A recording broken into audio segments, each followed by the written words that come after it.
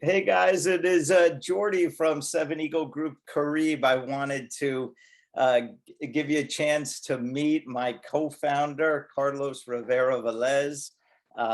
He is Carlos is one of the most respected and accomplished business executives in Puerto Rico, and I am just so thrilled to have him on our team and working towards this initiative. Carlos was just named one of the top 50 executives over 50 in the Caribbean by Caribbean Business Magazine. So no doubt we got a superstar on our club here. Just quickly, a little bit about Carlos, CEO and founder of the Foundation Global Group, which is a management consulting firm that works with companies, big brands in the States and in Latin America. He was the director of operations in Latin America for Stryker, held all these different leadership positions with Edwards Life Science and Johnson & Johnson's on the island. So a real accomplished executive. Went to Wharton, where he got his University of Penn, where he got his master's degree in business. And something that attracted me immediately to Carlos when we first met was when we told him about our project.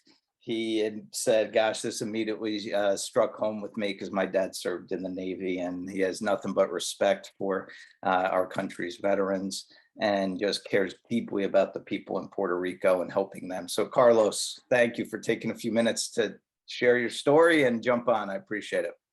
Oh, it's an honor to be here. The only thing that I didn't like about the introduction was this over 50 thing, Oh, we because don't have to tell anyone. yeah, you realize that you're getting wiser with time. But at the end of the day, the planet is 4 billion years. There So you go.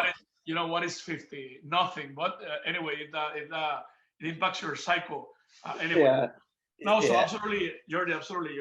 When I contacted you guys for the first time to talk about this project, and being myself a fan of economic development for Puerto Rico, and not only that, also doing good for humanity, for different types of groups within that, and particularly veterans that, as you know, they sacrifice so much. And I believe, my personal opinion, that we do so little for them. When you combine economic development and you combine what I just said, it's a great opportunity to do good. And basically to do a win, win, win, win, win, and I don't know how many wins, because yeah, Yep. you develop a new business, you get it rolling, you develop people, you employ people, they render a very important service in exchange. And as you and I know, these days, anything related with cyber, it came to stay. Okay, so that is the reality. And as anything good, there will be another portion that is bad. And at the end of the day, it's always this balance between good and bad. And again, being able to serve in a different role, but defending, ensuring that the good always will overcome any bad on the cyber world. I believe it's again, it's so important, and it's a new way of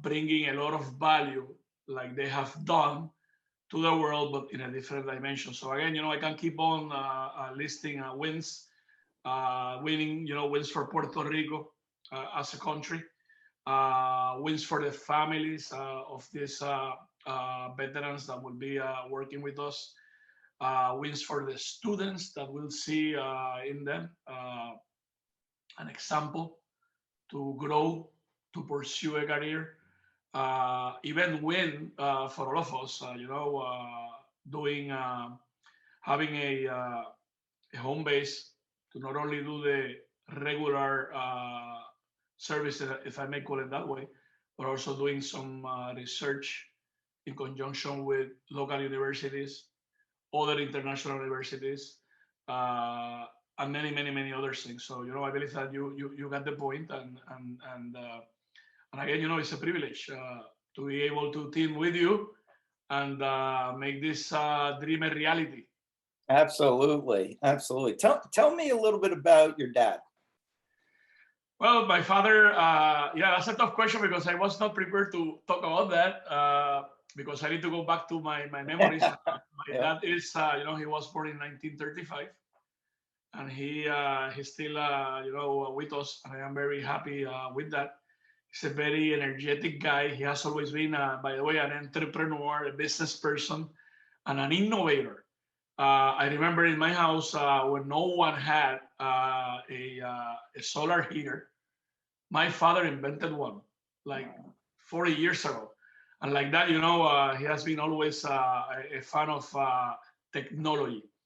So, and I believe that probably that started, when he was in the Navy. I believe, if I am not mistaken, that he went from 50. I know that in 58 he was in San Diego in the Navy, but I don't remember if it was 56 to 58 Yeah, or yeah. 58 to 60. I don't remember. What did he do in the Navy? Yeah, but he was, he worked in this. There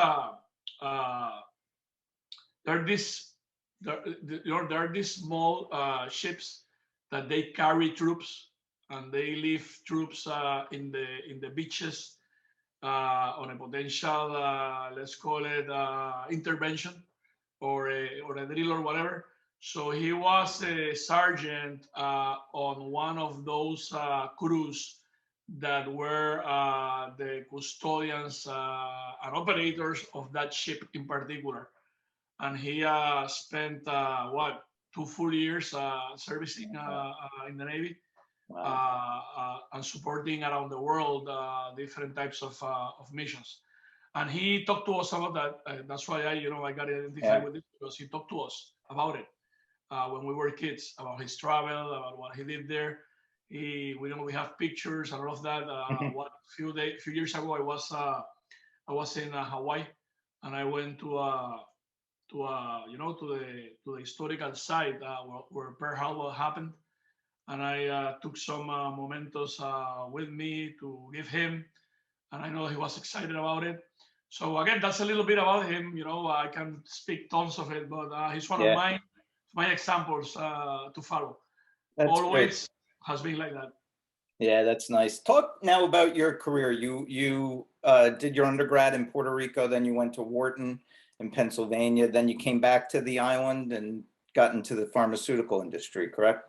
Yeah, I did a bachelor degree in engineering. I did electrical and computer engineering in the University of Puerto Rico, Mayagüez. Then I did my master's in emerging technologies and business from Wharton Business School and from the engineering school. It was a combined program. Then I did my PhD in philosophy. Okay, that I did in Puerto Rico as well. And during my career, I have also been educated formally in international relations and diplomacy. I don't know if you knew that, but I didn't know that. yeah, No. I did that. And I have other things, like formal studies in project management, strategy, et cetera, et cetera. So yes, I spent 30 years in the manufacturing industry, pharmaceuticals, medical devices, combination products, and my first 5 years I did in the electronics. And basically, while I did that, I also tried to give something to my country, to Puerto Rico, and I was able to preside the Puerto Rico Manufacturers Association. I also was chairman of the board of the medical device cluster, and many things like that. So I have always tried to have a balanced career. You know, Yeah. not only do work but also do community service, professional service, and try to help as much in different dimensions. Uh, so since January 2020, I uh, I became a complete entrepreneur. Okay, to your point, I founded the Foundation Global Group in 2016, And since January 2020, I am fully dedicated to it. I also founded with my partner Carlos Miro a natural mineral spring water plant that right now we're staging. We should be up and running in the next month, by the way, for sure before the end of the year. And the idea with that is to export great water from Puerto Rico to the world. I also founded another company with 3 more colleagues called Technodreams. And this company is focused on emerging technologies, disruptive technologies like smart cities, virtuality, blockchain technology. And that's a little bit about me. You know, I can talk to you about other things that I love, history and all of that, but that's a little bit about my career. One thing I love so much about you is I am sure you have had opportunities to go work for other companies, say in the States or elsewhere, but you just have this love for your country and its people, and you care deeply about helping create jobs and helping to see the Puerto Rico grow. And you know, I just love that about you, that you've never strayed from that. You know, you came back after studying at Wharton and been there ever since. You're absolutely right, and this is something that I believe I decided very early in my life that was the way I was going to behave myself in terms of life. I also studied in Harvard Business School, although I didn't achieve any degree there, but it was formal studies that I didn't finish, and I don't regret, by the way, don't finish those, as it was more for personal reasons than anything else. And again, the decision was the right one, and I still today, you know, 30 years after, I validate that it was the right decision. So the point is that since I went to Harvard, okay, I immediately noticed how important was the network that you were developing.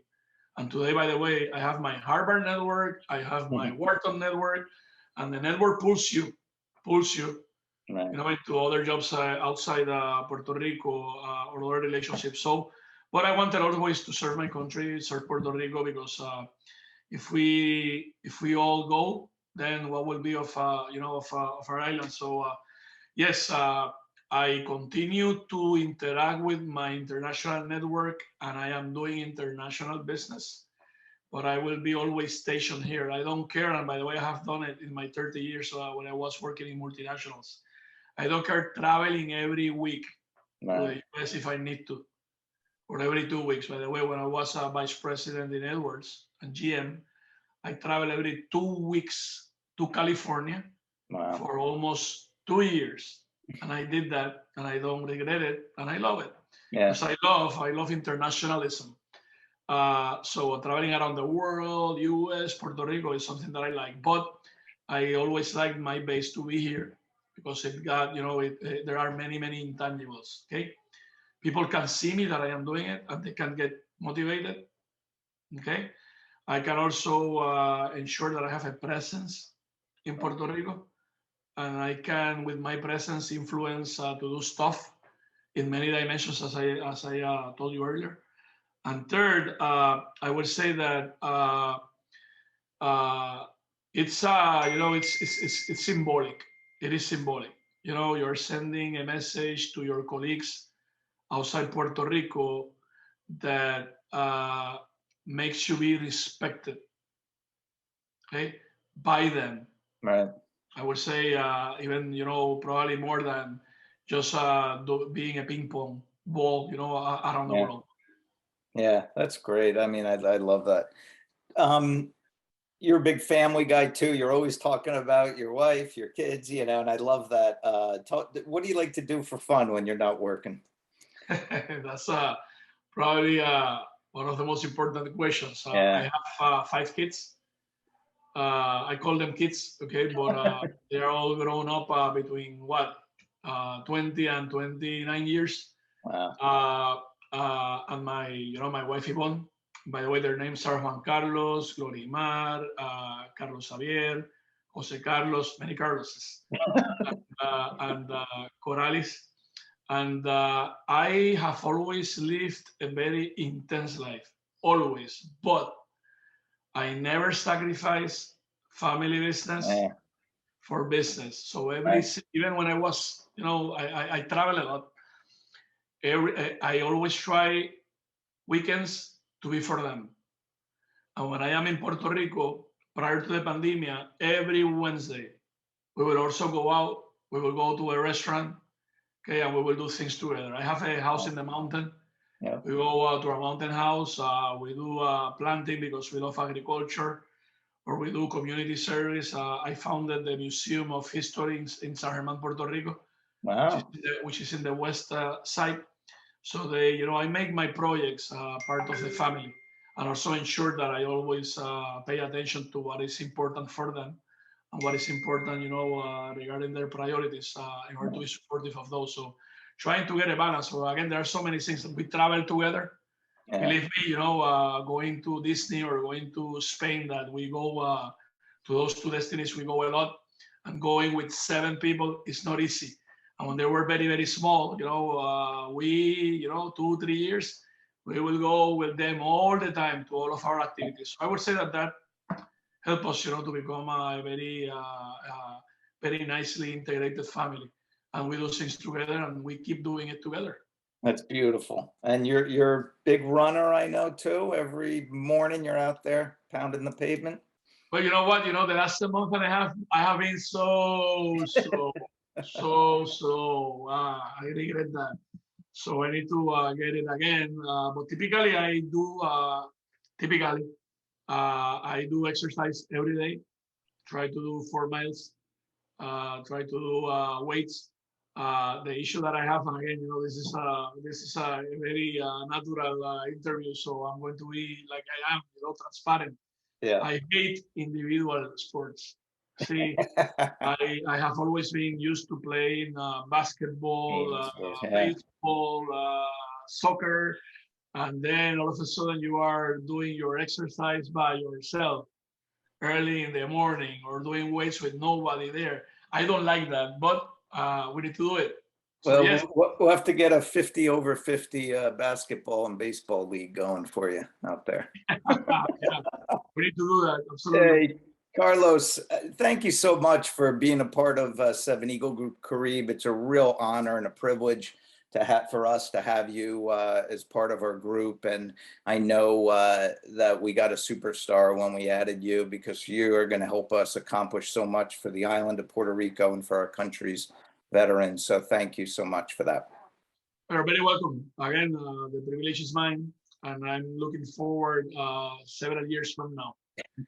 We should have this interview several years from now. You interview me, and I will interview you. You got it.